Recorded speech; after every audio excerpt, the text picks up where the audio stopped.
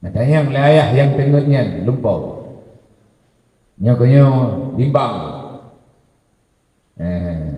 Nyo berlagak kesimpulan yang akan tercok. Yang melayah belum. Poh paduk saja aku mantanjuk. Lalu dengar. Pegali urunyo lelehu Lelehunya poh paduk nyen biasa pertanyaannya. Mantang lagi ada pertanyaan. Sebab lehu gunanya. Dia biasa tajak bawah karena lihat ho tajak benda. Be lihat kami mentau sapo benda. Kupu mentau lihat. Hanarami ketajak. Buat belah bro saja.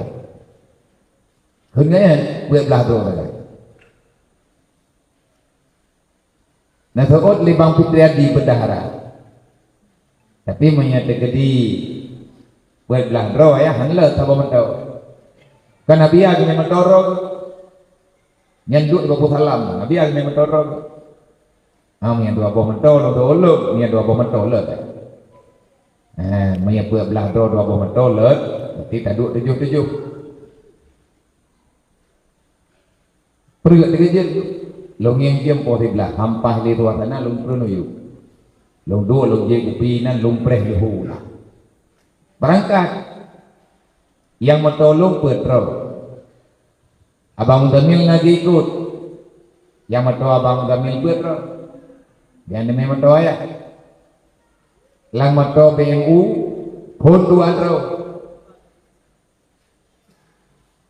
Dua nurun le tro. Berarti 88 tambah le 11. Pro Kuman Tanjung awak BMU Kuman Tanjung 2 tro le lah. Wadahnya sangat halom bermun tengah acara penyerahan tinggal long kulai. Kok bisa ayah dia pegah buat lah padahal itu kubilang ilmu dong le lah. Dah nanti tinggal long di kepulauan kemenan juga deh. Malam 2 malam yang kau likutnya kan malamnya sih karena lum hana lungo acara pengajian di PD lum duk membemu PD lum cerita ada yang nah jawab letung kumu pengurus PD ya pengurus BMU PD nah biar berlah melihatlah aku tu bilang ayah tuan bilang aku beli bertinya buat belah bro web lah. Jadi long ya galak long dalam pak.